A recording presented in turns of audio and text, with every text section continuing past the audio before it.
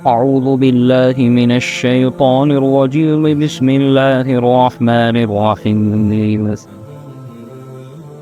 إذا جاء نصر الله والفتح ورأيت الناس يدخلون في دين الله أفواجا فسبح بحمد ربك واستغفره إنه كان توابا۔ یہ سورۃ النصر کہلاتی ہے اور ان صورتوں میں سے ہے جن کو مسلمان اپنی نمازوں کے اندر پڑھتے ہیں۔ نصر کے معنی آتے ہیں مدد کے، نصرت کے، فتح کے، اور اس سورت کا نام سورۃ التودیع بھی ہے۔ سورۃ التودیع، تودیع کے معنی آتے ہیں الوداع کہنا، رخصت کرنا۔ اس صورت کے اندر آقائے نامدار سید الکونین صلی اللہ علیہ وسلم کی وفات کی خبر دی گئی ہے۔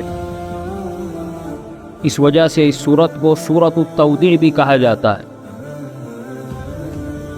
تو پیغمبر علیہ الصلاۃ والسلام کو اللہ رب العزت خطاب کرتے ہوئے کہتے ہیں کہ جب اللہ کی نصرت اور مدد آئے گی، وَرَأَيْتَ النَّاسَ، اور آپ لوگوں کو دیکھیں گے کہ وہ اللہ کے دین میں بڑی تعداد میں داخل ہو رہے ہیں، تو اے نبی آپ اپنے رب کی حمد اور تعریف بیان کرنا اور اس سے استغفار طلب کرنا، بے شک وہ بڑا معاف کرنے والا ہے۔ اس صورت کے اندر اللہ رب العزت یہ کہنا چاہتے ہیں کہ جب مکہ فتح ہو جائے گا، اس کے بعد لوگ بڑی تعداد میں اسلام میں داخل ہونا شروع ہو جائیں گے، تو پیغمبر علیہ الصلاۃ والسلام کا جو مشن ہے، آپ علیہ الصلاۃ والسلام جس مقصد سے دنیا میں تشریف لائے ہیں وہ پورا ہو گیا۔ لہذا جب وہ پورا ہو گیا تو آپ کی اس دنیا سے وداعی کا اور رخصتی کا وقت آ چکا ہے۔ یہ سورت آپ علیہ الصلاۃ والسلام نے جب صحابہ میں پڑھ کر سنائی تو سارے صحابہ خوش ہوئے کہ اس صورت کے اندر تو پیغمبر علیہ الصلاۃ والسلام کو فتح کی خوشخبری دی گئی ہے۔ لیکن یہ صورت سن کر حضرت ابو بکر صدیق رضی اللہ تعالی عنہ رونے لگے۔ لوگوں نے پوچھا کہ کیوں رو رہے ہیں آپ؟ تو حضرت ابو بکر صدیق نے فرمایا کہ اس صورت کے اندر پیغمبر علیہ الصلاۃ والسلام کی وفات کی خبر دی گئی۔ جناب رسول اللہ صلی اللہ علیہ وسلم کی وفات اور آپ کے بیماری کے ایام کی تفصیل کچھ اس طرح سے ہے کہ جب آپ علیہ الصلاۃ والسلام نے اپنا آخری حج، حجۃ الوداع فرمایا، آخری حج فرمایا، تو اس وقت اللہ رب العزت نے میدان عرفات میں ایک آیت نازل فرمائی، الیوم اکملت لکم دینکم، کہ آج ہم نے تمہارا دین مکمل کر دیا، واتممت علیکم نعمتی، اور ہم نے تم پر اپنی نعمتیں مکمل فرما دی، کامل فرما دی، ورضیت لکم الاسلام دینا، اور دین کے اعتبار سے، مذہب کے اعتبار سے میں نے تمہارے لیے اسلام کو پسند کر لیا۔ یہ اللہ کہہ رہے ہیں، یعنی اب اسلام میرا پسندیدہ مذہب ہے، یہ منسوخ نہیں ہوگا، قیامت تک اس کے علاوہ کوئی اور مذہب نہیں آئے گا۔ اسلام کے علاوہ جتنے مذہب ہیں سب باطل۔ اس صورت کے اندر اللہ نے یہ اعلان فرما دیا۔ چنانچہ یہودی حضرت عمر کے زمانے میں، بخاری شریف کی روایت ہے، یہودی آئے اور کہا کہ عمر، تمہارے دین کے اندر ایک ایسی آیت اللہ نے نازل فرمائی ہے کہ اگر ہمارے یہاں وہ اترتی تو ہم اس دن کو عید کا دن مناتے۔ پوچھا کہ کون سی آیت ہے؟ کہا کہ وہی آیت ہے الیوم اکملت لکم دینکم، کہ آج میں نے تمہارے دین کو مکمل کر لیا اور مذہب کے اعتبار سے تمہارے لیے اسلام کو چن لیا، اللہ نے تمہارے لیے یہ آیت اتاری، ہم اس دن کو عید کا دن بناتے۔ حضرت عمر نے فرمایا، او خدا کے دشمن، وہ دن اور وہ وقت مجھے یاد ہے۔ یہ آیت میدان عرفات میں رسول اللہ صلی اللہ علیہ وسلم پر جبل رحمت پر جب آپ سوار تھے، اونٹنی پر، اس وقت نازل ہوئی۔ تو اس سے بڑا عید کا دن کیا ہوگا؟ مسلمانوں کا اتنا بڑا اجتماع میدان عرفات میں ہوتا ہے، اس سے بڑا عید کا دن کیا ہو سکتا ہے؟ بہرحال یہ آیت نازل ہوئی اس کے بعد یہ سورۃ الفتح نازل ہوئی، سورۃ النصر نازل ہوئی. تو آپ علیہ الصلوۃ والسلام کو ان دونوں صورتوں سے لگنے لگا کہ اب دنیا سے جانے کا وقت قریب آ چکا ہے. چنانچہ آپ نے اپنی باتوں میں کچھ باتیں اشارتاً بھی دی کہ اب میری جدائی کا وقت آ چکا ہے، دنیا سے تشریف لے جانے کا وقت آ چکا ہے. آپ نے حجۃ الوداع کے موقع پر خطبے میں ارشاد فرمایا کہ لوگوں مجھ سے حج سیکھ لو، ہو سکتا ہے کہ آئندہ میری تم سے ملاقات نہ ہو سکے. جمرہ عقبہ میں ارشاد فرمایا، جمرہ عقبہ کی رمی کی جا رہی تھی تو آپ نے فرمایا کہ لوگوں مجھ سے حج کے احکام سیکھ لو، ہو سکتا ہے کہ اگلے سال میں تم سے نہ مل سکے. تیسرا اشارہ دیا ہے کہ آپ علیہ الصلوۃ والسلام کی وفات جس سال ہوئی ہے اس سال آپ نے 20 دن کا اعتکاف فرمایا. 10 دن کا اعتکاف مسلسل فرماتے تھے رمضان میں، اس سال 20 دن کا فرمایا.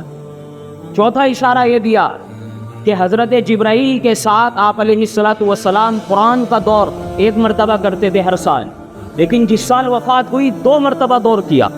یہ بھی اشارہ تھا کہ دنیا سے رخصت کا وقت قریب آ چکا ہے. پانچواں اشارہ یہ دیا کہ آپ علیہ الصلوۃ والسلام میدان احد میں، جنگ احد میں جو شہداء شہید ہو گئے تھے وہاں پر تشریف لے گئے اور ان کی جنازے کی نماز پڑھی. وہ جنازے کی نماز آپ کی خصوصیت تھی، گویا وہ سلام کر رہے تھے. آپ جیسے کوئی آدمی ودا ہوتا ہے کہیں سے تو سب کو سلام کر کے آتا ہے، تو آپ میدان احد میں جا کر شہداء احد کو سلام کرنے گئے گویا.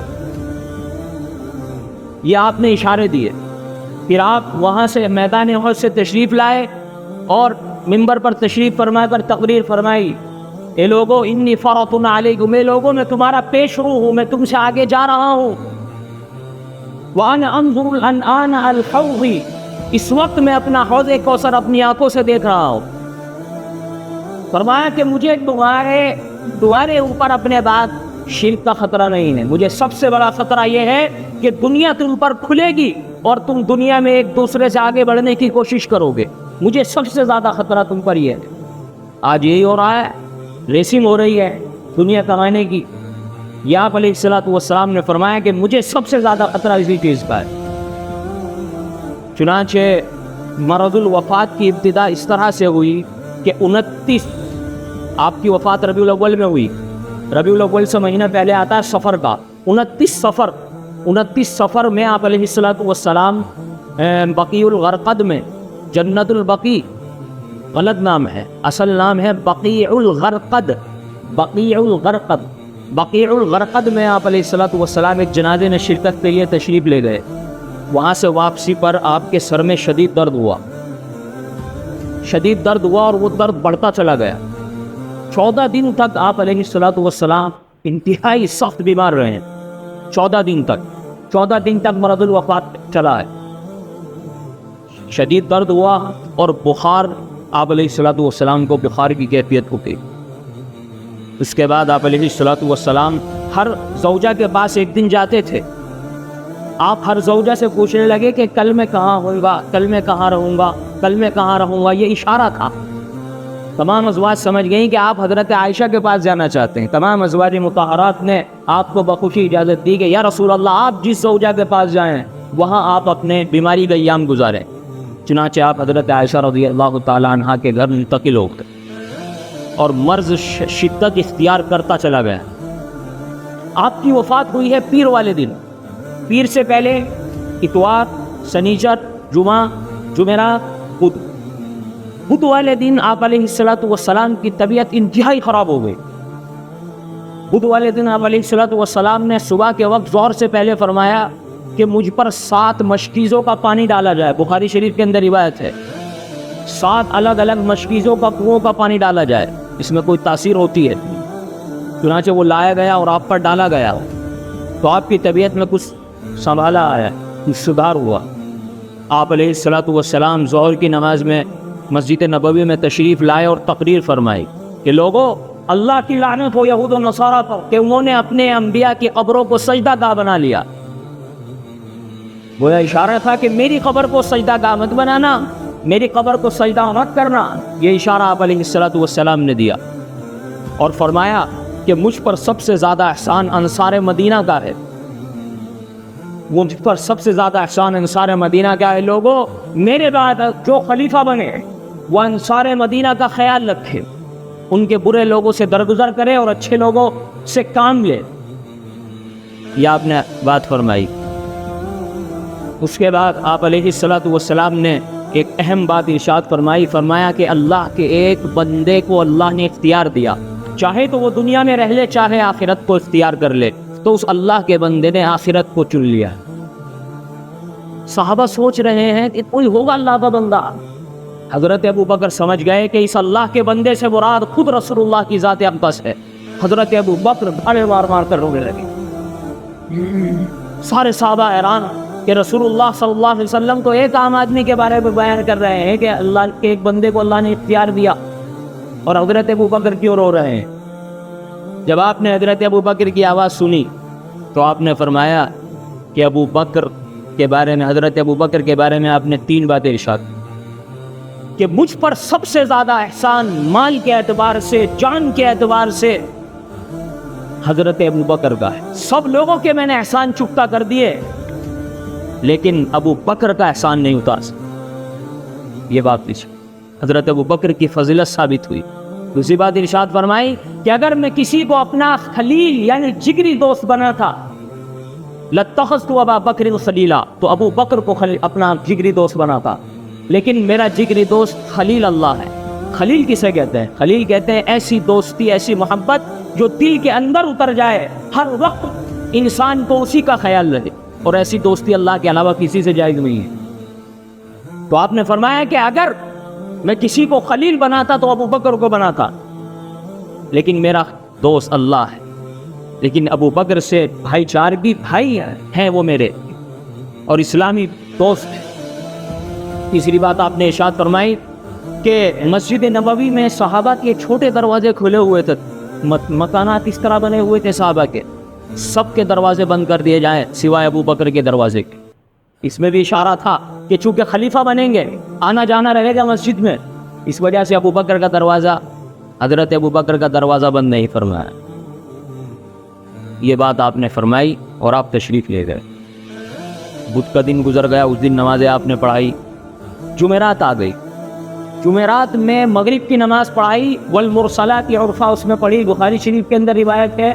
عشاء کی نماز میں جب جانے لگے طبیعت بہت بگڑ گئی, بے ہوش ہو گئے, غشی طاری ہو گئی. غسل کیا, پھر اٹھے, پھر غشی طاری, پھر بے ہوش, پھر غسل کیا, پھر غشی طاری ہو گئی, پھر غسل فرمایا, 3 مرتبہ غسل فرمایا, 3 مرتبہ غشی طاری ہوئی. آپ سمجھ گئے کہ اب نماز میں جانے کی طاقت اور استطاعت. آپ نے حضرت عائشہ کو کہا کہ اپنے ابا کو کہو کہ نماز پڑھائیں. مر ابا بکر فلیصلی بالناس. پتہ چلا کہ جس کو امامت صغرا دینی ہے اسی کو امامت کبرا بھی دینی. امامت چھوٹا منصب اور پوری امت کو سنبھالنا امامت کبرا ہے. یہ اشارہ تھا. 17 نمازیں حضرت ابو بکر نے رسول اللہ صلی اللہ علیہ وسلم کی موجودگی میں پڑھائیں. جمعہ کا دن گزر گیا, حضرت ابو بکر نماز پڑھا رہے ہیں. شنیچر کا دن آیا, حضرت ابو بکر نماز پڑھا رہے ہیں. اتوار کے دن آپ علیہ الصلوۃ والسلام کی طبیعت میں کچھ سنبھالا ہوا, طبیعت میں کچھ بہترائی محسوس ہوئی.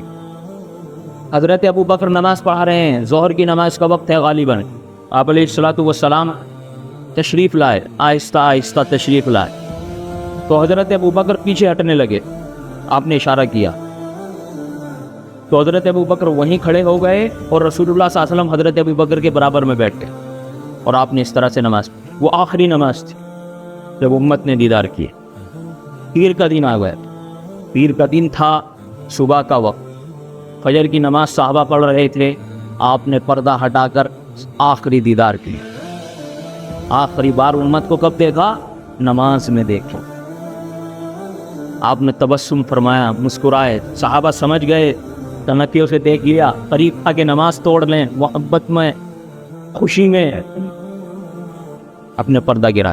امت کو نماز میں چھوڑ کر گئے. گویا چاشت کا وقت آ گیا, جس وقت وفات بالکل قریب.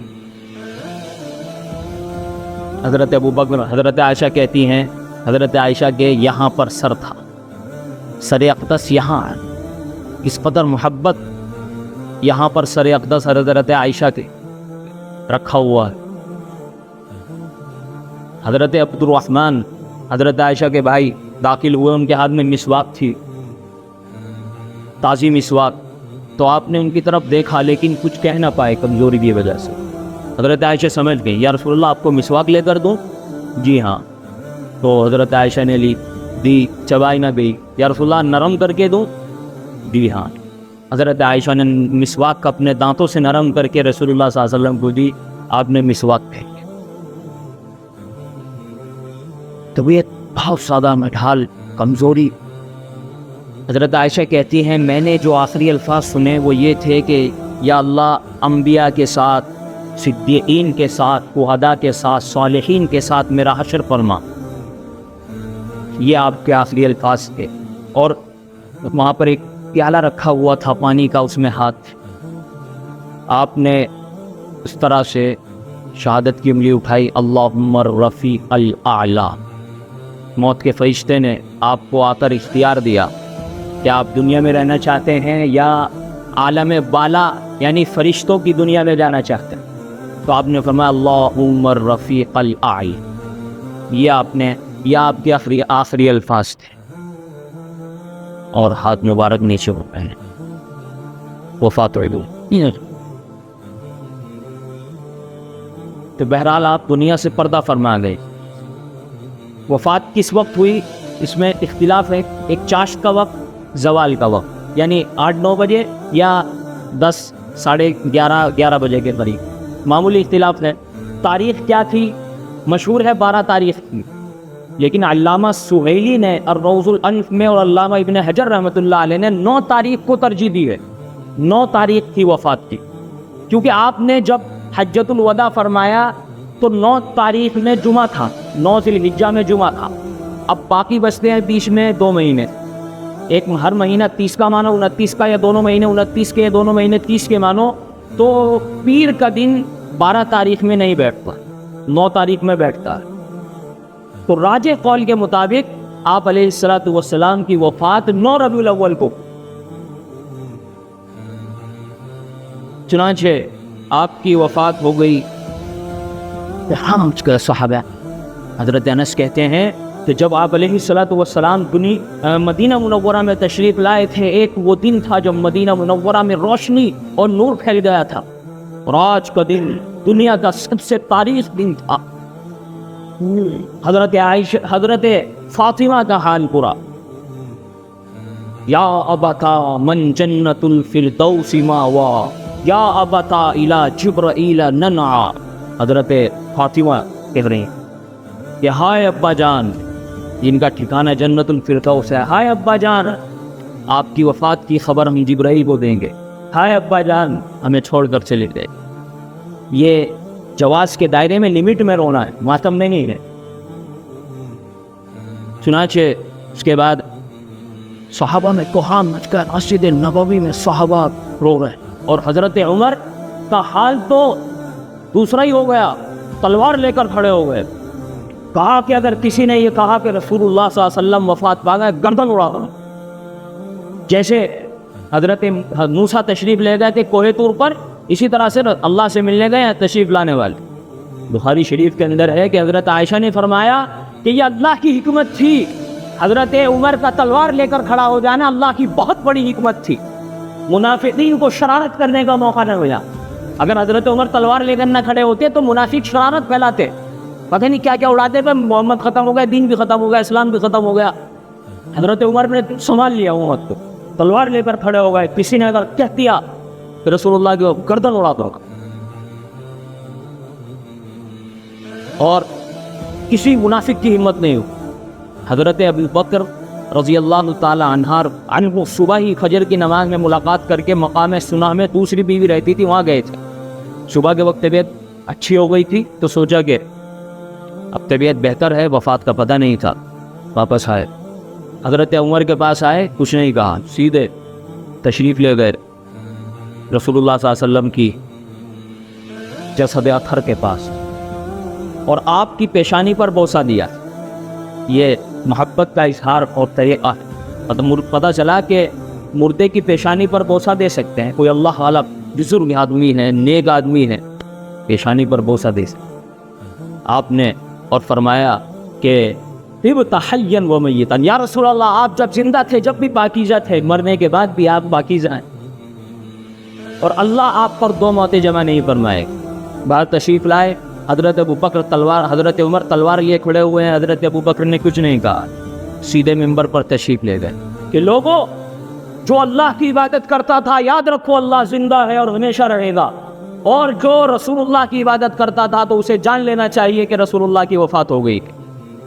اور پھر آیت کریمہ پڑھی وما محمد الا رسول قد خلت من قبلہ الرسل، کہ محمد صلی اللہ علیہ وسلم اللہ کے ایک رسول ہی تو ہیں، جن سے پہلے بہت سے رسول گزر چکے ہیں. اگر وہ وفات پا جائیں تو کیا تم اسلام سے پیچھے ہٹ جاؤ گے، الٹے پاؤں ہٹ جاؤ گے؟